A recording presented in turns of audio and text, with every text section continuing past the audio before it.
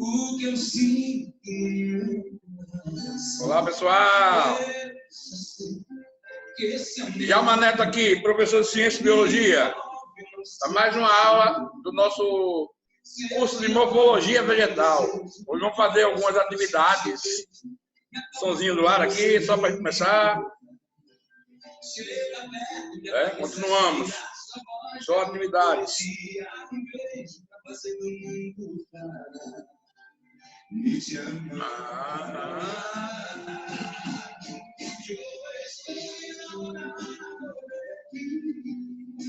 Não sei como explicar. Show! Como a gente viu nos últimos vídeos, 3 últimos vídeos, a gente estudou um pouquinho sobre a morfologia vegetal. A gente falou tanto a parte de morfologia como de histologia, os tecidos, né? Certo? E hoje a gente vai misturar um pouquinho aqui os assuntos em relação a algumas atividades, algumas questões, a gente vai discutir um pouquinho e responder rapidinho. Ok? E eu coloquei alguns slides só para ilustrar. Muito legal. Mas só para a gente relembrar que a morfologia, a gente estudou de trás para frente, raiz, caule, folha, flor, fruto e semente. Né? São as partes dos vegetais. A gente já sabe que nem todo vegetal tem essas estruturas, certo?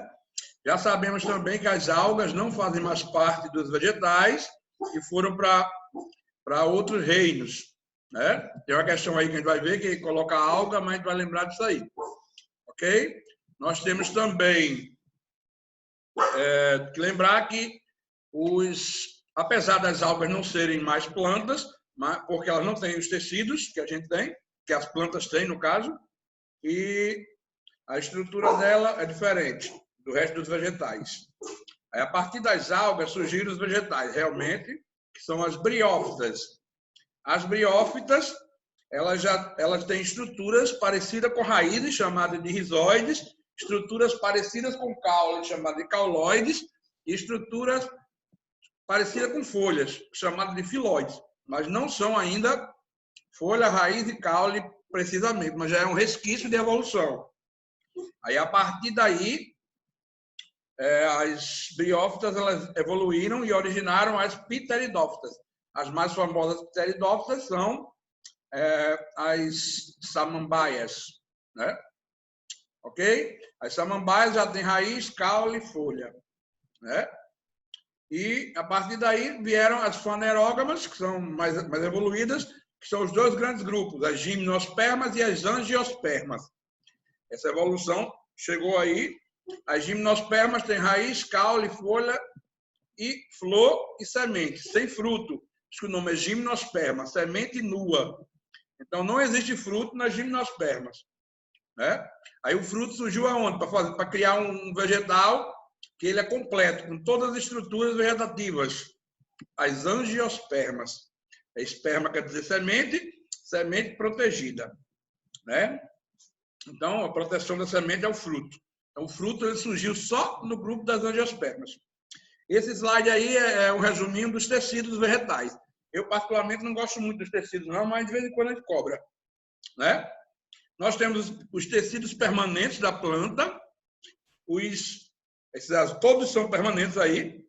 Aí tem a turma dos complexos, tecidos permanentes complexos, são os 3 primeiros. Os 2 de condução, que a gente falou na última aula, xilema, floema, né? Conduzem substâncias, e vai ter algumas questões que a gente vai usar conhecimento deles, né? Aí depois vem a epiderme, que também é complexa, certo? Aí depois vem os mais simples, o suba, que está mesmo próximo da epiderme, mas é simples. Epiderme e suba são de revestimento e proteção da planta, principalmente na parte externa, nas folhas, em todas as áreas da planta, nós temos a epiderme, certo? Nós temos os tecidos simples, colênquima e esclerênquima, que são como a sustentação, como se fosse os nossos ossos, né?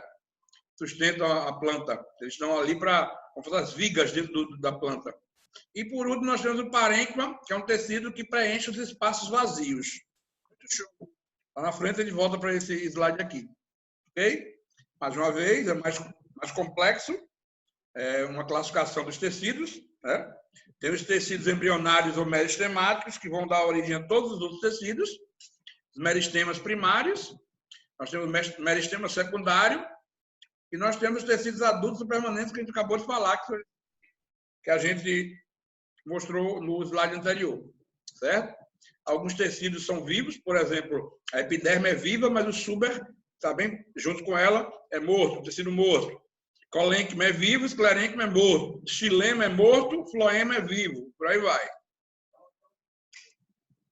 Aí é mais para você ver as imagens, né? Funções das células vegetais de multiplicação, os meristemáticos, são os tecidos que criam, né, os tecidos em geral. Proteção, tecido de proteção epidérmicas. Sustentação e proteção, colênquima, esclerênquima, eu já falei, preenchimento de fotossíntese, parênquima, de acordo com o tipo. O parênquima ele também é de armazenamento, certo? Tem um parênquima aquífero nas cactáceas, nos cactos, que armazena água dentro da planta no período seco, né? E o transporte, xilema. O xilema vem rapidamente, leva a seiva bruta no sentido ascendente, é interno, lignificado, túbulos traqueídeos de elementos é formado. O floema é mais externo e o xilema é mais interno, leva a seiva bruta das raízes para as folhas.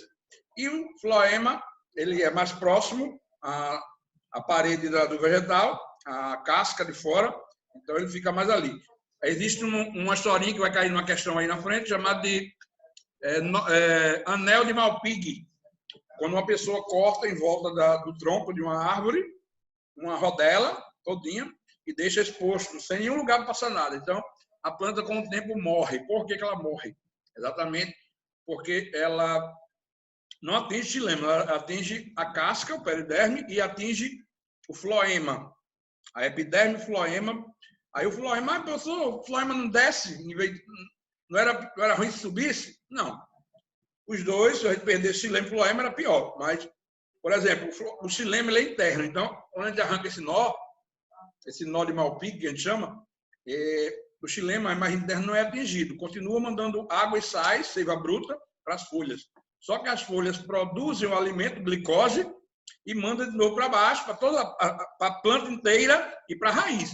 Só que, como o floema ele é mais superficial, próximo à casca, o nó arranca uma parte do floema e a glicose não chega nas raízes, que precisa também de alimento para trabalhar, levando a seiva, absorvendo os nutrientes do solo e mandando para cima. Aí a planta morre por isso. Show de bola, né? Então, para a gente relembrar, funções gerais. Essa aqui é o que a gente cobra, né? Independente dos slides. Cai muito. Então, qual é a função de raiz? A principal é fixar a planta ao solo. Ela deixa a planta fixa, para a planta não pender, né?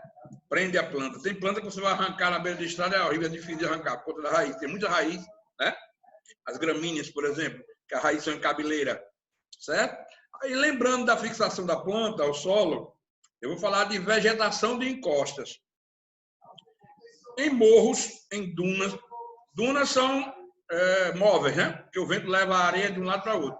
Mas locais da duna onde tem vegetação, com raízes, principalmente raízes adventícias, raízes em cabeleira ou fasciculadas, são raízes que não têm a principal. Essas áreas aí, a planta que estiver lá consegue segurar o morro ou segurar a duna no local, né? Graças a essa função de raiz que nós chamamos de fixação da planta ao solo, certo? Então, quando cai alguma questão sobre vegetação de encosta, o morro desceu, uma enxurrada, meu Deus, morreu um monte de gente, sim, né? Porque o desabamento aconteceu. Tinha árvores antes, as pessoas arrancaram as árvores, aí destruiu tudo, não tem mais raízes para sustentar aquele morro, né? Aquele local. Aí o cara constrói uma casa, mas tira a vegetação em volta que segura o morro. Aí termina o quê? Desabando. Outra função importante das raízes é absorver água e sais minerais do solo, do ambiente, onde ela esteja. E a terceira função é armazenamento de substâncias nutritivas. Algumas raízes mais que outras, como, por exemplo, a batata doce, né? A cenoura, a macaxeira ou mandioca, o nabo, beterraba, armazenam substância nutritiva. Então, é outra função da raiz. Os caules têm 4 funções básicas. A mais importante, de cima para baixo, claro, sustentar a planta em suas partes. No caso, o caule, independente dele ser fino, grosso, alto, baixo, o que for, ele tem, toda planta tem o caule que merece, entre aspas. O caule ele sustenta o peso dos galhos, ramos, flores, folhas, frutos. Isso é a função principal de um caule. Segunda função, conduzir a seiva bruta, água e sais minerais, e elaborada, que é a glicose pela planta. De baixo para cima, a seiva bruta, da raiz para as folhas, e das folhas para o resto da planta, e para a raiz também, a seiva elaborada, que é o alimento, através da fotossíntese. Então, através já falamos do xilema e do floema. E armazenar a substância também, aquela velha história, a batata inglesa, acabei de falar da raiz, que é a batata doce.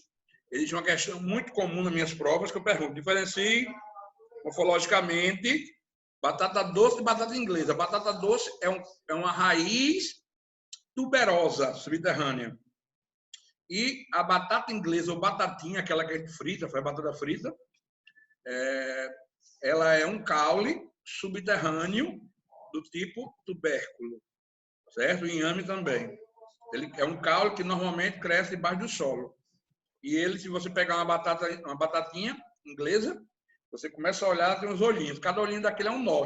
Quem tem nó, o nó dá origem a galhos, ramos. Quem dá origem a galhos e ramos é caule, Não? E, no caso da batatinha, batata inglesa, ela é um caule que armazena substância nutritiva, substância amido, principalmente. Fotossíntese. Ixi, Djalma, você não disse que fotossíntese não é função de folha? Já vou falar da folha. Folha, fotossíntese, a primeira função. Mas outras partes da planta que tem clorofila, partes verdes, também. O caule é uma delas, certo? Caule, não todo caule, mas os caules, por exemplo, de plantas como as cactáceas, que não têm folhas, ou folhas se transformarem em espinhos, Esses caules, eles próprios, se não tem folha, são verdes com clorofila. Então, eles realizam a fotossíntese. Eles não têm folha para não perder água. Evaporar a água e eles têm que guardar água, Vamos falar já a estrutura disso aí. Então, são 4 funções de caule. As folhas, como eu acabei de falar, a principal função é a fotossíntese. Realizar a fotossíntese. Aí tem mutação. Lembra aquela gotinha de orvalho que a gente tem no frio? De manhã, amanhece de ver a plantinha com umas gotículas de água, A evaporação também é a função da folha para a planta. Proteção na forma de espinhos e brácteas. Os espinhos, eles protegem a planta, mas são folhas, E as brácteas protegem as flores mais vistosas. Além de algumas folhas especiais, realizam digestão de certos animais. São as plantas insetívoras e alguns formam, As folhas formam também os verticílios florais. As partes mais importantes da flor, como sépalas, pétalas, o cálice, a corola, estruturas internas. Então, tudo isso é derivado da folha. Flor, como a gente já falou, tem a função básica, flor masculina, feminina, hermafrodita, de reprodução da planta. Dá origem também ao fruto e à semente e atrai agentes polinizadores, pelo cheiro, pelo cheiro agradável, pelo néctar, pelo cheiro podre, também depende do tipo de planta. Esses agentes chegam e levam o grão de pólen para outra flor. E o fruto e a semente, Fruto, proteger, tem função de quê? Proteger a semente do embrião. Normalmente o fruto se origina do ovário, da flor, E também serve de alimentação para os seres em volta. E a semente origina com a germinação a nova planta. O processo de germinação é quando a semente está com o embrião dentro, dá origem a uma nova planta, ou plântula, certo? Também serve de alimento para alguns seres vivos, Tanto o fruto como a semente, para jogar essa semente mais na frente. Ok? Muito interessante esse resuminho que a gente fez. Eu também posso dizer que a semente também armazena uma grande quantidade de óleos e outra função. Beleza. Aí algumas questões que eu trouxe para vocês. Não Não coloquei coisas muito fáceis, então isso aí fica para a próxima. Né? Um casal de namorados, já falamos disso aqui hoje, viu? Com auxílio de um canivete, faz a inscrição de seu nome do casal, né? João e Maria. Aí são irmãos, sabe, Maria? Deus me livre, sexto. Com auxílio de um canivete, faz a inscrição de seus nomes ao redor do tronco de uma árvore. Eita, já estou falando, eu falei atrás ali agora. Passando 6 meses, o casal se separa. Ixi, fraquinho demais.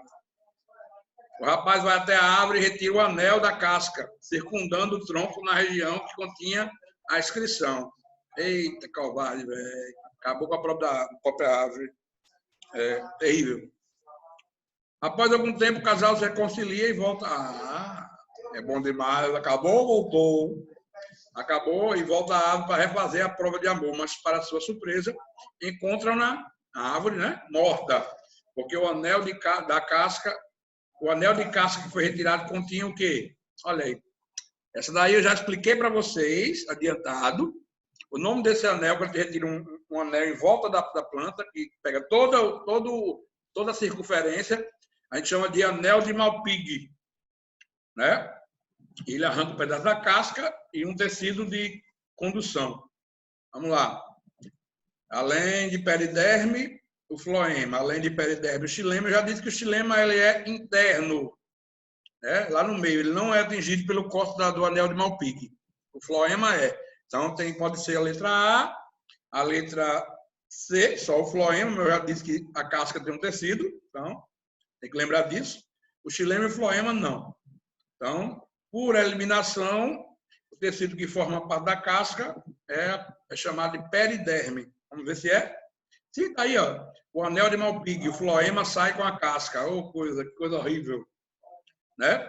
Olha ali, ó, o xilema fica intacto, o floema é arrancado. A retirada de um anel da casca efetuada no tronco principal leva à morte da planta. Né? Aumenta o volume, a retirada do anel nos galhos aumenta o volume e o teor de açúcar nos frutos. Isso aí é uma técnica também que é muito usada, mas não é no tronco, é nos galhos. Aí faz com que o fruto fique com mais açúcar, né? Porque ele passa, mas não volta. Legal, boy. Aprendi isso agora, viu?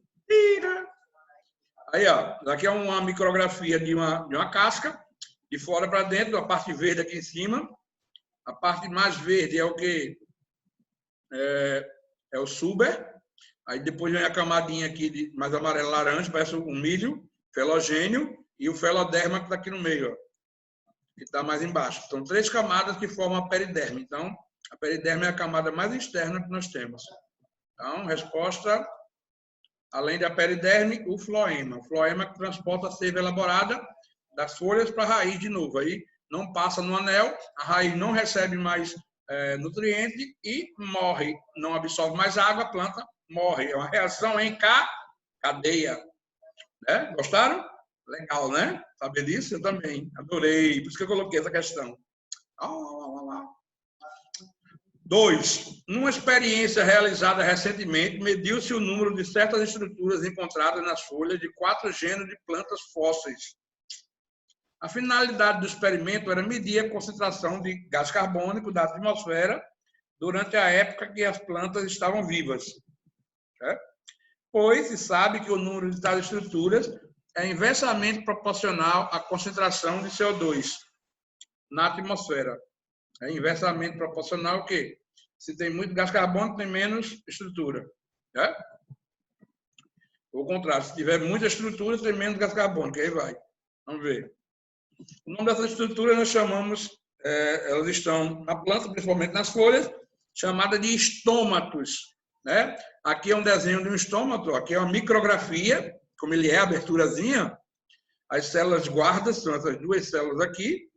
No meio tem o ostíolo, é uma abertura. Nós temos os cloroplastos, é onde acontece a fotossíntese. Né? Uma parede grossa mais interna, uma parede delgada mais fina fora. Certo? Esse ostíolo aí, ele se abre mais ou menos de acordo com a necessidade de água ou de gás carbônico. Certo? Então, já disse a vocês aqui a fisiologia dos estômatos, função dos estômatos. Transpiração, fotossíntese, respiração e termorregulação. Então, sem mais nem menos, a resposta da estrutura inversamente proporcional à concentração de CO2 é estômatos, letra B. Questão 3. A mandioca, o aipim ou macaxeira, corresponde ao órgão de uma planta onde se acumula substância de reserva energética, que tem sua origem. Onde é que se origina essa reserva energética? Aqui é uma pegadinha de vestibular, gente, 2002. Tem que tomar cuidado.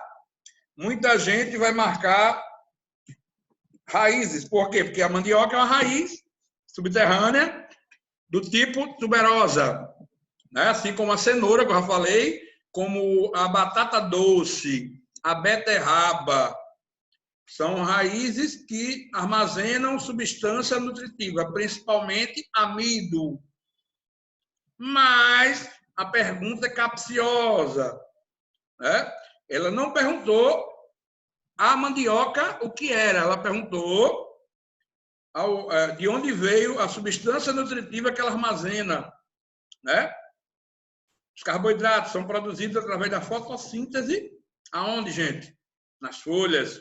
E as folhas mandam para as outras regiões da planta, principalmente para a raiz, onde vai ser armazenada essa substância. A glicose é armazenada na forma de amido. Amido é um conjunto, né? É um polissacarídeo formado por cerca de 400 moléculas de glicose.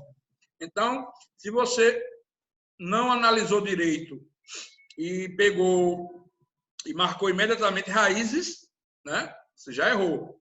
São folhas. A letra A. Nas folhas, a partir da produção de hormônios vegetais. No. Nas folhas, a partir da fotossíntese. Resposta B. Certo? A resposta C é para pegar um monte de gente que ia responder essa pergunta aí. Nas raízes, absorvida diretamente do solo. Ó, não é absorvida do solo, ela vem das folhas, a partir do processo de fotossíntese. Então, quem marcaria isso daí estaria já errado. Né? Ok? Questão 4. Ao se fazer uma correlação funcional entre as estruturas vegetais e animais, é correto afirmar que a seiva, né, tanto bruta ou elaborada, o esclerênquima, que é um tecido, que eu já falei lá no início, né, de sustentação, e o xilema, que é um vaso condutor, é um tecido de condução, equivale nos animais ao quê? Eu até disse lá, já dei um spoiler, né? Eu diria que a seiva da planta seria o sangue da gente, né? Pela lógica, a seiva que vai e volta pelos túbulos. Aí o xilema, que está ali no final, seria como se fossem os vasos sanguíneos. E o esclerênquima, que é um tecido de sustentação, ele seria como os nossos ossos, já disse lá no início. Vamos ver se tem isso aí, ó. Do mesmo jeito, ó. Xilema, condução, é como se fossem vasos sanguíneos. A seiva seria como se fosse sangue. E está aqui o esclerênquima, ó. Sustentação, os ossos. Resposta, letra B de Boston Celtics. Sangue, ossos e vasos sanguíneos. Respectivamente. Então, tem gente que termina o ensino médio e não sabe o que é respectivamente. Respectivamente é na mesma ordem que está lá. Seiva, esclerênquima, xilema. Seiva, sangue, esclerênquima, ossos e xilema, vasos sanguíneos. Show de bola? Gostaram? Vamos lá. Questão número 5. Um laboratorista responsável pelo controle de qualidade de uma empresa fitoterápica, fito quer dizer vegetal, planta. Eles usam, é como se usam as plantas para fazer extratos, chás, como aquela história de homeopatia, né? Usam plantas para usar como se fosse remédio. Né? Um chá, alguma coisa. Analisou um chá sem identificação. Os aspectos anatômicos encontrados nos fragmentos da planta foram presença de estômatos, já falamos lá atrás. Tem estômato, é folha, meu filho. Parênquima clorofilado. Tem clorofila, então, clorofilado só pode ser folha. Epiderme com uma uniestratificada, só com uma camada. Pelos glandulares embaixo. E cutícula, que é a camadazinha que fica oleosa em cima, que impede a perda ou o ganho de água excessiva. É claro que esse chá era constituído de quê? De um caule, de uma raiz, de uma flor, né? Aí eu coloquei aí 2 grupos de plantas. É uma classificação que a gente tem, chamada de monocotiledônia e dicotiledônia. Aí eu coloquei aqui para vocês, só para a gente nunca esquecer, eu vou cobrar lá na frente. Diferença entre monocotiledônia e dicotiledônias. Cotilédones são estruturas aqui, ó. Tem plantas que sua semente tem 2 cotilédones. Por exemplo, o feijão. Ele tem 2 cotilédones, 2 bandinhas. 2 bandinhas. Você abrir o feijãozinho, a semente, você vai ver. Então, se tem duas bandas, tem 2 cotilédones. Então, essas plantas são dicotiledôneas. E tem, nesse exemplo do outro lado lá, ó, nós temos o milho, que ele só tem 1 cotilédone. Então, ele é monocotiledônio, certo? Onde fica lá o embriãozinho. Monocotiledônio normalmente tem raízes em cabeleira ou fasciculada, e dicotiledônia tem raízes com axial, onde tem uma principal, e dela parte as outras. Normalmente, monocotiledônia tem folhas com nervuras paralelas, nervuras, estruturas só uma linha assim reta, e as dicotiledôneas têm folhas em forma de raízes, como fossem enraizadas, né? A gente lembra uma rede, como fossem várias, certo? Aí as flores das monocotiledôneas normalmente são trímeras. Tem peças florais em número de 3 ou múltiplos de 3. 3, 6, 9, né? E as dicotiledôneas têm flores dímeras, tetrâmeras ou pentâmeras. Peças florais com 2, 4, 5 ou múltiplos peças de flores, né? Como os pétalas, por exemplo. Show de bola, né? Então a resposta seria o quê? Folha de dicotiledônia. É a resposta para o tipo de estrutura que o cara usou no chá. Fez um chá de folhas. É igual quando eu estou tomando para dor de barriga, chá de louro, ou de boldo, ou folha de pitanga. É um chá fitoterápico, gente. 6. É característica típica das plantas terrestres vasculares e presença de folhas que constituem expansões laminares finas, verdes, especializadas na função de fotossíntese. É a descrição de uma folha. No entanto, em ambientes áridos, encontram-se muitas vezes plantas sem evidência de folhas e com espinhos, como as cactáceas que eu falei lá atrás e na aula passada. Né? Essa característica tem relação com o hábitat porque permite. Eu já disse a vocês por que as plantas, elas, como as cactáceas, não têm folhas e o caule que realiza a fotossíntese. As folhas, elas têm a capacidade também, quanto maior a superfície dela, de evaporar, perder água. Em uma planta de deserto, uma planta cactácea, ela não pode perder água à toa, porque ela armazena por tempo seco. E algumas folhas se viram espinhos, que é para proteger. Esses espinhos não realizam fotossíntese, certo? Então, a perda da folha é exatamente, né? Para quê? Eu acho que é uma adaptação especial voltada à diminuição na perda de água. Tem aí? Tem letra D. É o mais próximo do que a gente pode responder sobre essas plantas cactáceas. Árvores adultas geralmente apresentam dificuldades para serem transplantadas de um lugar para outro. É? Difícil mesmo. Eu já vi essa semana agora no Facebook, tem uma máquina lá na Europa que ele cobre a árvore e arranca ela com a maior porção possível de raízes. Aí ele consegue levar a árvore e colocar em outro lugar. Legal, gostei. É tecnologia avançada, né? Vamos lá. As palmeiras. Gente, eu já falei na aula de caule que todo coqueiro é uma palmeira, mas nem toda palmeira é um coqueiro, certo? Então, o grupo das palmáceas, um dos representantes dele é o coqueiro, o coco da Bahia, que a gente toma água de coco, certo? O dendezeiro, açaizeiro, carnaúbeira, tudo isso são palmeiras, certo, gente? O pé a gente chama de palmiteiro, tudo isso são palmeiras, ok? Palmeira, ela tem um caule do tipo stipe, é um caule comprido, onde só tem ramos lá no alto, com os frutos, e suas raízes, elas são em cabeleira, para evitar que essa planta ela saia do chão, arranque, ser arrancada facilmente. Ela não tem uma raiz principal, axial. Ela tem várias raízes que elas ficam em volta, lá na base do tronco, e evita que a planta, né, penda. As palmeiras pertencem às monocotiledôneas. Suportam melhor essa operação devido ao seu sistema radicular, que é do tipo pivotante, fasciculado, escora, tabular, axial. Já falei que era fasciculado, né? Raízes. Sistema radicular é raiz, tem a ver com a raiz. Qual é o tipo de raiz? Pivotante ou axial? Não, é fasciculada. Olha, muito bom. Questão 8. O eucalipto é um tipo de árvore muito utilizada em locais encharcados de água para secar o solo, pois retira grande quantidade de água e a perda através da transpiração. O principal órgão que faz a transpiração e a estrutura pela qual sai vapor de água são, respectivamente, já falamos disso hoje, né? Nós temos aí, falamos já dos estômatos, né? Ok? Mais uma vez falamos. A estrutura vegetal é a folha e a sua o órgão é a folha e a estrutura é o estômato, que nós já falamos aí. Cai muito em prova, viu? Questão 9.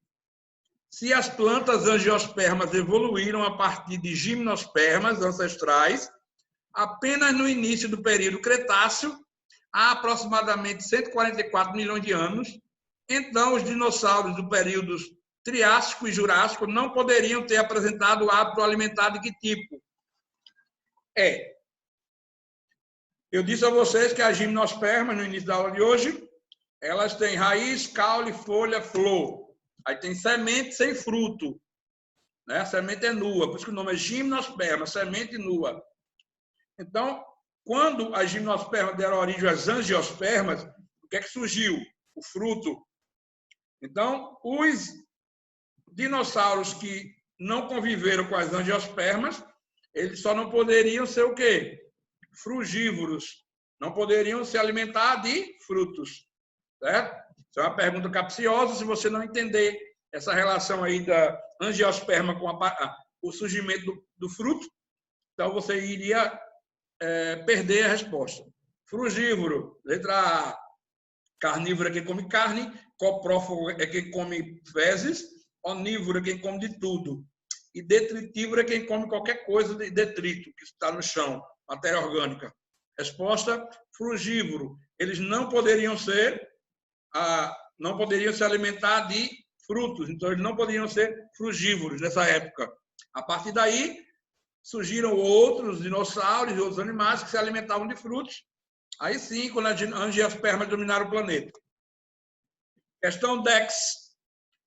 Existem plantas que, por suas características morfológicas, são mais adaptadas à função de conter a erosão do solo, como em encostas de morros, taludes e beiras de estrada. Já falei lá atrás da vegetação de encosta. Né?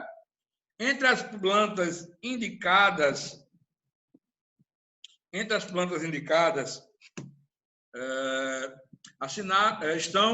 eles usam a espécie do grupo de algumas espécies do grupo das gramíneas, grama, capim. Assinale a alternativa que apresenta uma característica que corresponde ao grupo acima citado, das gramíneas. Né? Eu vou logo na raiz, que a mais fácil da gramínea seria o quê? Folhas, né?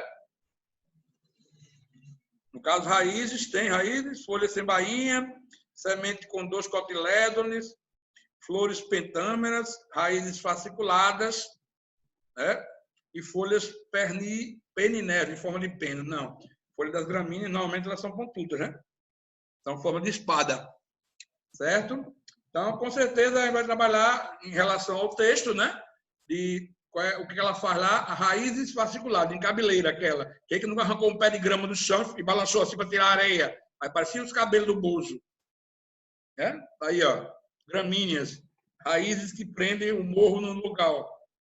Né? Raízes fasciculadas. Certo? Em cabeleira. Não existe uma principal. Todas partem do mesmo lugar. Questão 11.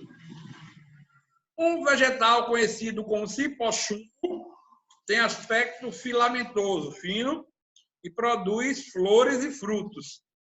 Suas raízes são do tipo austórios, também chamado por nós nas aulas de sugadoras, né?